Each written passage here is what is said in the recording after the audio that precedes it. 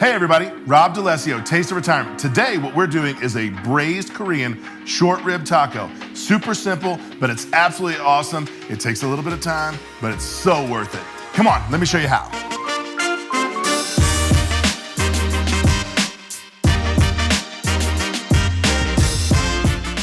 All right, welcome back. Braised Korean short rib tacos. Man, it doesn't get any better than that. And everybody loves tacos right now, but there are a lot of moving parts. So what we've got to do is we've got to take our short ribs, and first what we're gonna do is season them. A little bit of salt and pepper, not too much. I don't know where you come from, but I know that my short ribs don't come seasoned, so we've got to go liberal with the kosher salt. And then we're gonna do some coarse ground black pepper. We talk about it all the time, but coarse ground black pepper just has a nice bite to it. It adds for a good crunch, good sear when you're doing that. So season, salt, and then pepper. Very liberal on the pepper, because when we're going to braise it, we're going to cook it down. And basically what braising is doing, it's kind of like a controlled boiling, except that you don't want to go too high when you're in the pan, and we'll talk about that in a minute. But you're just getting a nice color on it, and you're going to bring out all the flavors of the meat, and you're going to break it down. Short ribs are actually a really, really fibrous muscle. They come from a moving part, and so they're a little bit tough. So what you've got to do is really, really cook them down. But basically you've got seasoned with salt and pepper, and then you're just gonna dredge in all-purpose flour. And then you're gonna place seasoned side down in a Dutch oven. And then in the Dutch oven, what we have is some canola oil, we have some grapeseed oil, and we always use those oils because they have a high smoke point.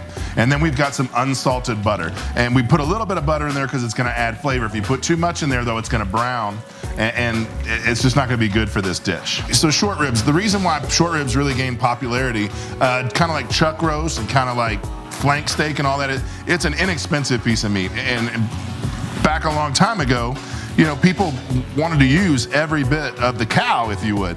And so what happens is they found these other cuts of meat, and you know, like a filet, which we've done before, you can grill, and it's absolutely delicious, cooked, you know, to whatever temperature you want. You know, normal people eat it medium rare. They still wanted to use all of the cow. And so what happens is they had to find ways to cook it that it would make the meat still tender, still delicious, still what you want to eat. And so braising allows you to cook it down without just overcooking it and just making it completely miserable. I mean, you could stick something in an oven just by itself and it'll cook. Doesn't mean it's going to be delicious though. Look how nice and happy that is. Got a nice crust on it, nice crust. And that's what you want to do. You want to make sure that you don't overcrowd the pan. And that's going to allow you to get a nice crust when you're searing these, because you want to sear as much of that flavor in as that you can. And then we're going to get the rest of the flavor from when we do the oven part. All right, so we've seared the short ribs. We've locked in all the juices that we can. Now it's time to use some aromatics, and it's time to make the magic happen in the pan. So what we're going to do is we're going to add what they call a mirepoix. And basically what a mirepoix is celery, onion, and carrots. That's the base of almost any dish that you could possibly imagine. Down in New Orleans, they actually call it the Trinity, and they substitute out the celery for green peppers. But we're doing the mirepoix here, and then we're gonna do some thyme sprigs, some chopped garlic, and then we're gonna add in some wine. I mean, who doesn't like some wine, right? So, all right, let's put it in the pan.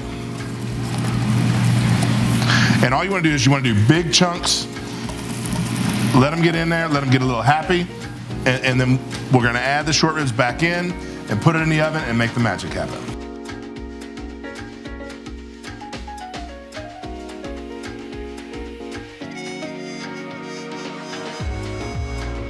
Cook down a little bit, and then what you wanna do is you wanna just scrape a little bit on the pan.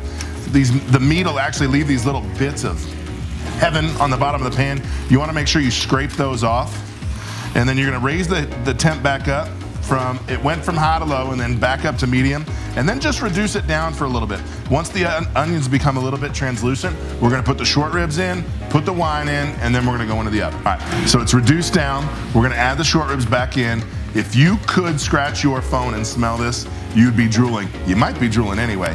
I know I am right now. All right, so let's get the ribs back in here. And try to scatter them out as well as you can. It's actually okay to crowd the pan at this time because we're going low and slow in the oven, baby.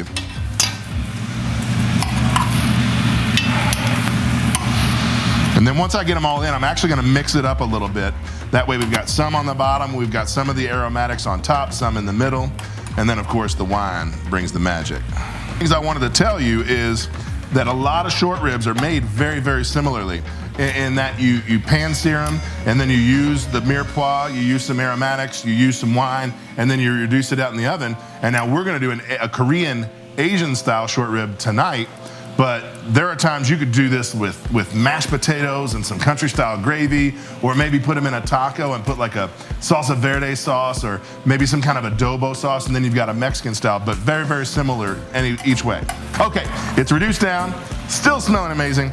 We're gonna add the wine. We've talked about this before. Now, if you're gonna use wine while you cook, it has to be a wine that you're going to drink. Some people say don't do that.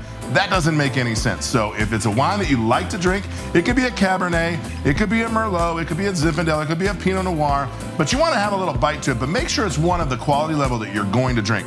So we're gonna pour the wine in, and then you wanna make sure when you're pouring the wine in that you don't go too much, or basically leave it right at about half of what the pan is.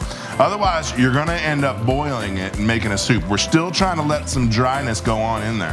What we're gonna do is put the cover on, then we're gonna put it in the oven at 325 degrees, and then we're gonna check on it after 2 hours. It may take more, it may take less, but at 2 hours, it'll be good. Problem is, no two cuts of the meat are the same, so you just don't know. You'll have to check on it in 2 hours.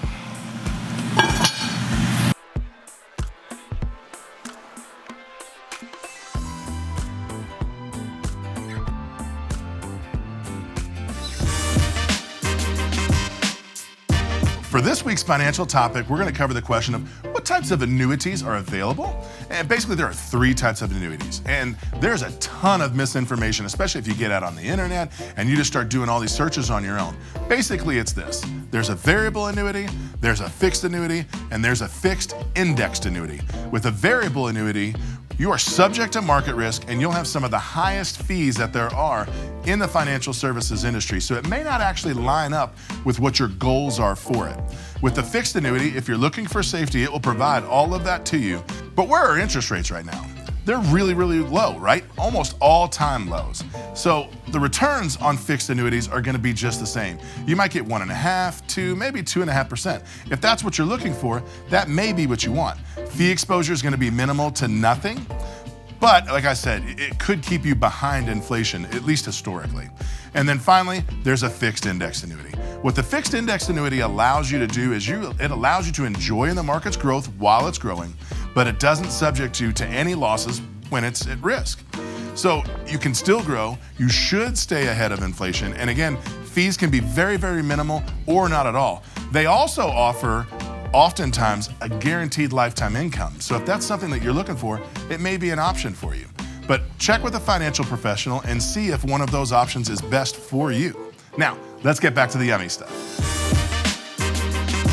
The short ribs have been taken out, meat's shredded. Now it's time to make the taco sauce, and this is what separates it from everything. So we've just got a few simple ingredients.